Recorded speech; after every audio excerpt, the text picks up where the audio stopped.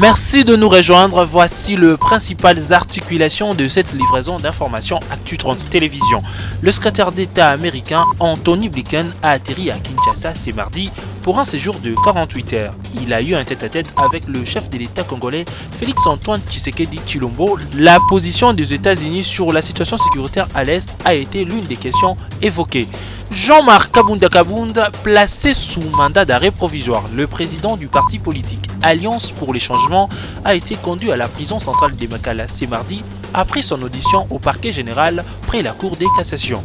Plus que quelques heures avant le mercredi 10 août, date de l'ultimatum accordé aux motards de Kinshasa pour se procurer de plaques d'immatriculation mais aussi des casques. Mais la vente s'est faite de manière timide selon les témoignages recueillis dans certains points de vente. Les détails à suivre dans un instant.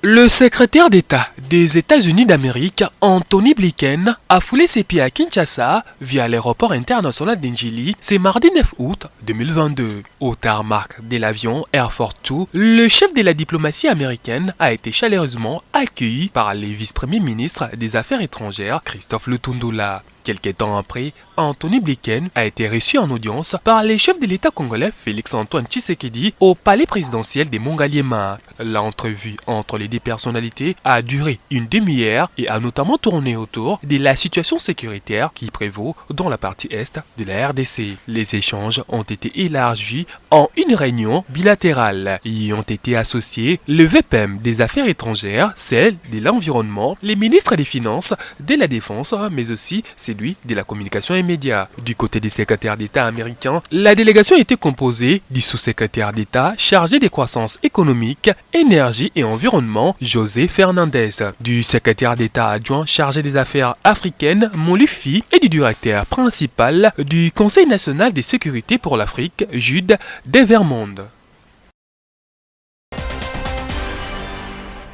La plateforme Union sacrée de la nation est sortie du silence pour donner sa position par rapport aux enjeux de l'heure. En rapport avec la situation à l'est du pays, l'Union sacrée appelle la population à rester mobilisée derrière les forces armées, la police ainsi que les services de sécurité pour la défense de l'intégrité et de la souveraineté de la République, tout en saluant le rapport des experts des Nations Unies et établissant la responsabilité du Rwanda dans la déstabilisation de la RDC. Les partis regroupements politiques de l'Union sacrée de la nation condamnent fermement l'agression du pays par le Rwanda sous les labels des terroristes du M23.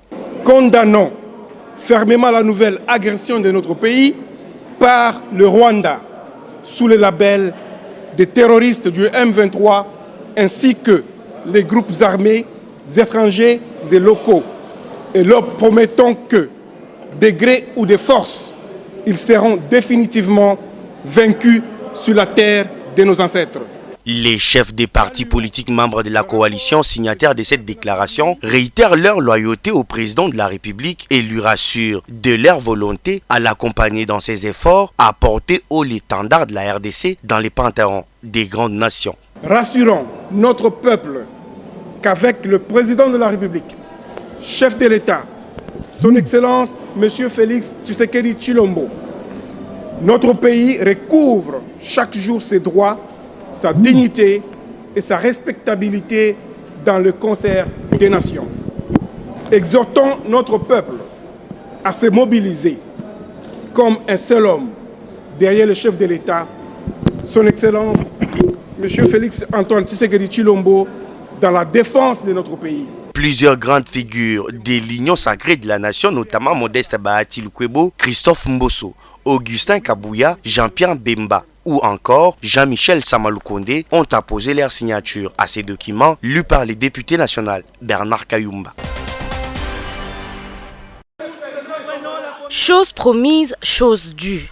Une semaine après la tenue de leur sit-in devant le quartier général de la MONUSCO, les membres du mouvement citoyen Sans Lumumba ont redoublé l'exploit ce mardi 9 août. Au même endroit, pour le même cause, exiger le départ pur et simple de la mission onusienne du sol congolais. En dépit du renforcement du cordon sécuritaire autour de sites onusiennes, les organisateurs de la manifestation estiment leur message avoir été transmis, d'où l'ultimatum lancé jusqu'au 31 août. Nous condamnons avec émérance et dérapage de la MONUSCO par le multiple violation de la souveraineté, du droit de l'homme et de sa brillance en incapacité totale pour maintenir la paix. Nous exigeons le départ immédiat de la MONUSCO et sans condition. Si la MONUSCO persiste de quitter le sol congolais, cela sera considéré comme une provocation à l'endroit des Congolais. Après les quartiers généraux de la MONUSCO, les manifestants se sont rendus devant l'ambassade des États-Unis. Là, ils ont condamné le silence du pays de l'oncle Sam face à la situation d'agression que connaît la RDC.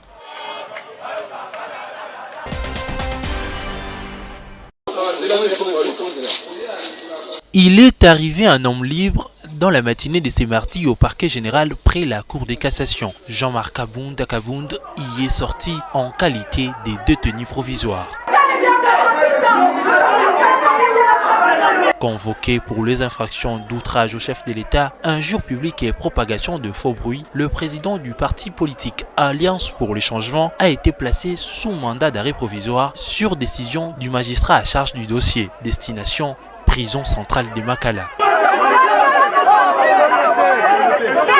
Ces militants qui ne cessent de l'accompagner depuis les premiers jours de la comparution crient à l'acharnement.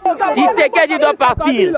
L'ancien premier vice-président de l'Assemblée nationale avait fait plusieurs déclarations contre les pouvoirs en place dont il était l'un des piliers aux côtés du président Félix Tshisekedi avant de lancer son parti politique de l'opposition. Les désormais opposants placés à la prison de Makala restent au procureur de fixer l'affaire devant la Cour de cassation pour les débuts d'un procès.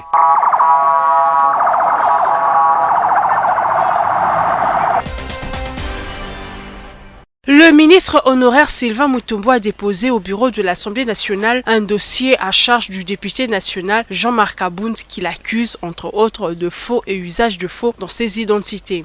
Et nous avons déposé toutes les pièces bien cotées et certifiées conformes aux originales afin de permettre à l'Assemblée nationale de comprendre qui a été vice-président de l'Assemblée nationale pendant un bout de temps avec des identités douteuses, mensongère même, parce que la vérité est maintenant connue de tout le peuple congolais. Sylvain Mutombo reproche à l'ancien premier vice-président de la Chambre basse du Parlement d'être fausseur.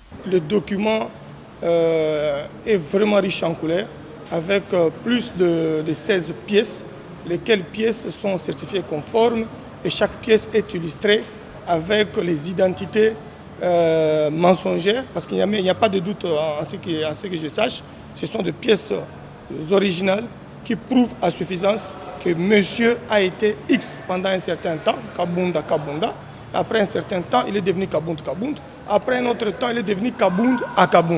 Et à ce titre, nous ne pouvons pas avoir un parlementaire qui change de nom comme s'il s'agissait d'un cycle de la vie où il faut grandir, il faut naître, grandir et mourir. Sylvain Mutombo promet de mener la même démarche auprès de toutes les institutions.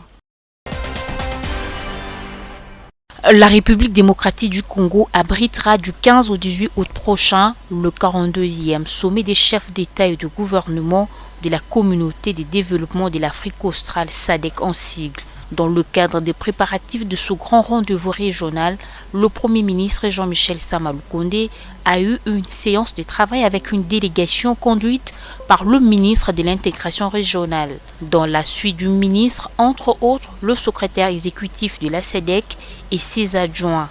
Une visite en vue de s'assurer de l'état d'avancement de l'organisation de ces assises. Comme vous le saviez, la République démocratique du Congo a accueilli le 42e sommet de la SADC, que nous avions commencé avec la semaine d'industrialisation. Et du 8 au 15, nous avions des travaux avec des hauts fonctionnaires, les conseils de ministres. Et enfin, du 17 au 18, nous aurons le sommet des chefs d'État et de gouvernement. Il est important que nous puissions rendre compte à son Excellence, Monsieur le Premier ministre chef du gouvernement, parce que c'est lui qui est tenté de piloter, c'est lui le superviseur des actions gouvernementales. Pour la réussite de ce sommet, le gouvernement congolais travaille en collaboration avec l'exécutif de la SADC. La SADC qui nous donne l'expertise et des orientations. Nous allons faire visiter à la SADC les villes, regarder les infrastructures. Maintenant, c'est ce moment-là que l'exécutif de la SADC va décider les villes qui seront prévues pour accueillir les réunions des hauts fonctionnaires, les réunions des conseils de ministres et aussi les sommets des chefs d'État. C'est au Palais du Peuple, le site choisi pour l'organisation de ce 42e sommet de la SADC. Raison même de cette visite de la délégation de la SADC conduite par le ministre de l'intégration régionale Didier Mandienga auprès du speaker de la Chambre basse Christophe Mbosso. Premièrement, pour dire merci au président de l'Assemblée nationale pour avoir accepté que le 42e sommet soit organisé ici au Palais du Peuple. Deuxièmement, il a été question que le président de l'Assemblée nationale puisse nous rappeler d'accélérer la procédure concernant la transformation du forum en un parlement régional. On a échangé et la question sécuritaire de la République démocratique du Congo à l'est du pays, ça n'a pas été resté en veilleuse. Le président de l'Assemblée a posé ce problème, que le sommet qui va s'organiser, on doit en parler aussi de l'insécurité qui est créée à l'est de la République démocratique du Congo par un pays voisin soutenant le M23. Il faut noter qu'à l'issue du 42e sommet de la SADC, le président de la République Félix Antoine Tshisekedi prendra la commande de cette organisation pour une durée d'une année.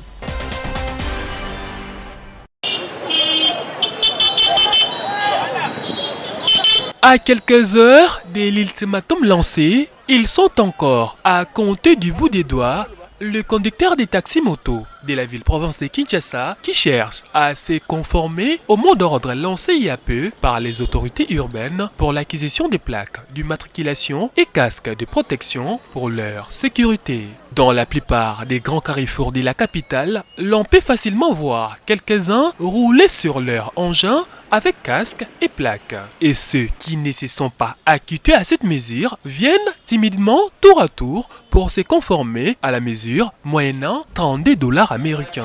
Dans ces guichets à la place Kitambo Magasin, les acheteurs doivent notamment être munis de leurs pièces d'identité.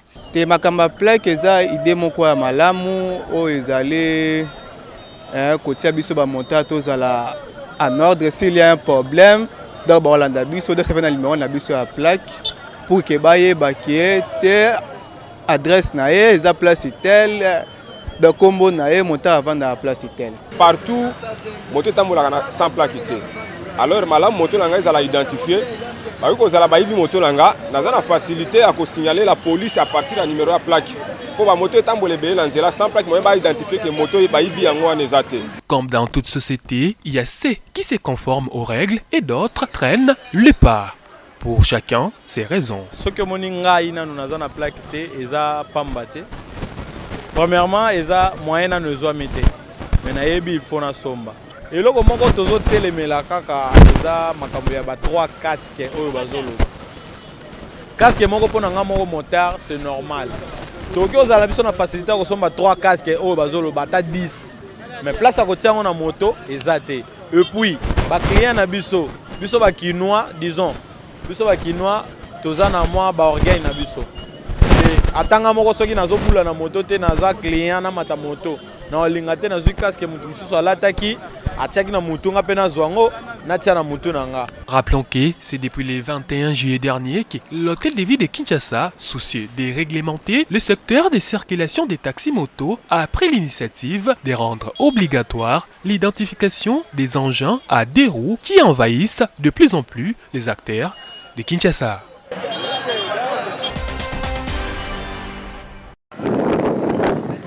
L'inspection provinciale de la police de Kinshasa, commissariat de Lemba, a procédé à la présentation des 2 présumés criminels, Kuluna, dont l'un opérant dans les quartiers Banzalema et l'autre provenant de Makialame qui aurait donné la mort à un jeune homme de Lemba. Le bourgmestre s'estime satisfait du travail abattu par la police nationale congolaise communale de Lemba et a encouragé la population à dénoncer les acteurs criminels pour une récompense de $100 de compensation. Principalement, le problème qui nous dérange est lié à ces phénomènes qui devient un cancer. Pendant que nous sommes là, ces phénomènes se déroulent maintenant en Banzalema. le phénomène Koulouna. Mon colonel, nous souhaitons vivement que des dispositions spéciales et des stratégies que nous savons communiquer ici soient prises pour mettre fin à ces phénomènes. Chaque dénonciateur d'un Koulouna a $100 de prime. Si vous nous amenez un Koulouna, si vous l'avez arrêté, vous le conduisez au niveau de la commune de Lemba ou dans le poste sous Siat et Siat de Lemba, vous recevez une compensation de $500. L'autorité policière du secteur, les colonels Lifenge, a quant à lui remercié et félicité les policiers de la commune de Lemba pour le service abattu. Donc il peut remercier patron de la police, Yapimo Bimba, commissaire général et à la police, général Amouli, il est patron.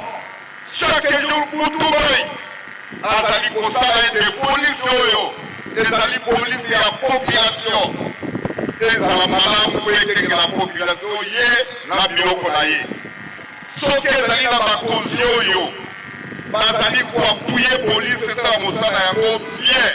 Ndeko na biso Kolo Mabele ya Lemba, Jean Saka, il est à féliciter, il est à admirer.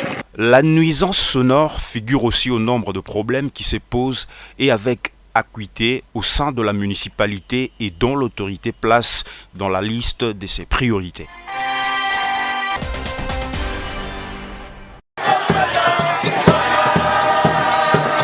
Dimanche 7 août, les députés nationaux Jonathan Bialosuka, autorité morale du parti l'ABG, et au secteur de Mosamba, territoire de Kenge, province de Kwango, pour l'inauguration du bâtiment administratif de Mosamba.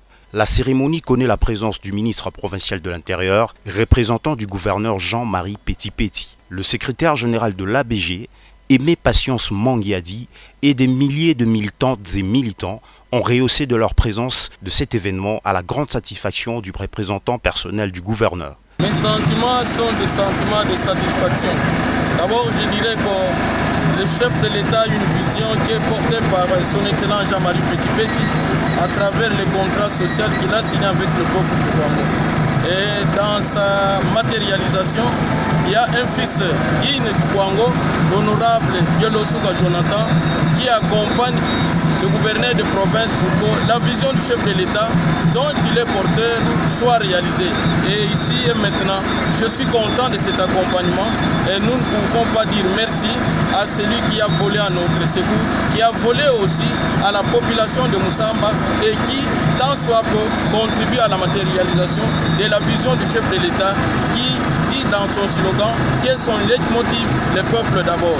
Une première depuis l'époque coloniale que cette partie de la ville bénéficie d'un bâtiment administratif moderne de 25 mètres sur 12, composé d'une salle de réunion, un bureau pour le secrétariat et du comptable ainsi que d'une salle d'audience, baptisée par le ministre provincial Nkiwa Sala, qu'as-tu fait salué par l'honorable Jonathan Bialosuka, l'initiateur de ces projets. La motivation, c'est le souci d'apporter un plus là où le chef de l'État est en train de prôner la vision du développement de nos 145 territoires à la base. Et moi, en tant que fils du Congo, dans la vision aussi de notre parti, l'ABG, nous avons toujours voulu accompagner notre population dans le souci surtout d'apporter un plus aussi, puisque comme vous le savez, le Congo n'a rien à ce jour. Et dans la vision du parti, comme je venais de vous le dire, nous avions initié un certain nombre de projets. Dans le secteur économique, il y a les marchés modernes. Dans le secteur éducationnel, il y a les salles de classe ou les salles des examens d'État. Et dans le secteur de la santé, il y a les centres de santé ou de morgue.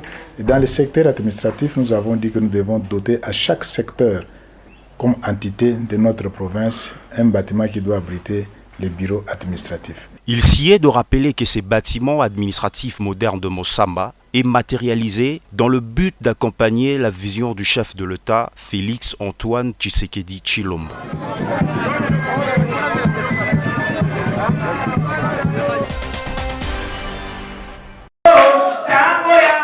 Sortie officielle le week-end dernier à Kinshasa de la génération Christophe Lutundula, une structure créée dans le but d'accompagner la vision du chef de l'État et à soutenir par la mise en exergue des actions posées par Christophe Lutundula Penepala, vice-premier ministre, ministre des Affaires étrangères.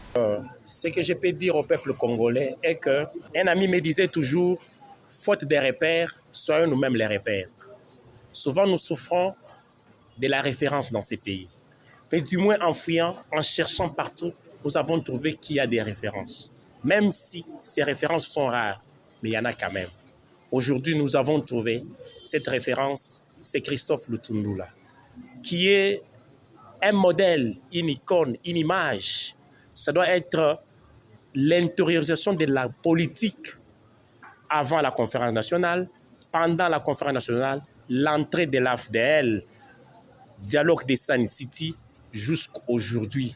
Faire la politique autrement fait partie de l'idéal basé sur le respect de valeurs, rappelle-t-on. C'est un homme qui est imbibé de valeurs et quand j'ai appris qu'il a décidé de partager ses valeurs avec des jeunes gens qui sont derrière lui, j'ai pas hésité un seul instant et je suis heureux de venir constater qu'effectivement, il y a un engagement d'une jeunesse derrière le VPM à perpétuer ses valeurs en politique.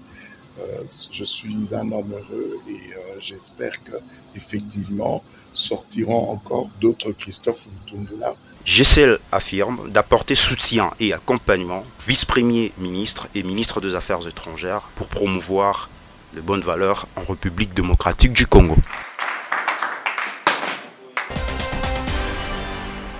Près d'une semaine durant, le terrain de basket de Limka à Matongé dans la commune de Kalamou était le lieu de rendez-vous de nombreux lutteurs de la ville, toutes catégories et tous sexes confondus. Tous s'y étaient réunis pour des combats intéressants les uns et les autres. L'occasion, la 4e édition du Challenge Pamphile du Congo. En exemple, la finale du senior dans la catégorie de 87 kg en lutte gréco-romaine. Finale victorieuse par tombée de Wima et Tumba du club Delta Force devant Lumunemi du club Ledis. Pour la clôture de cette 4e édition, des trophées et des brevets de participation ont été remis aux meilleurs de la compétition sous le regard du numéro 1 de la FECO Luta, décidé à exporter cette compétition. Et nous allons nous battre pour que ce challenge soit inscrit au calendrier de la Fédération internationale.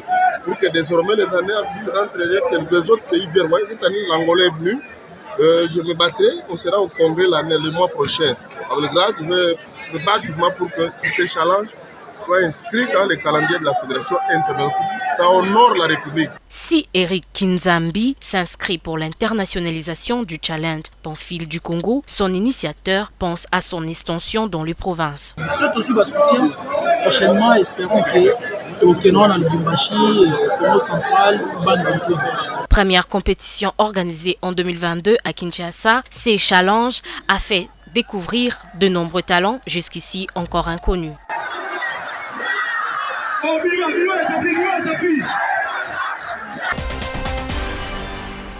Fin de cette session d'information Actu 30 Télévision. Au revoir.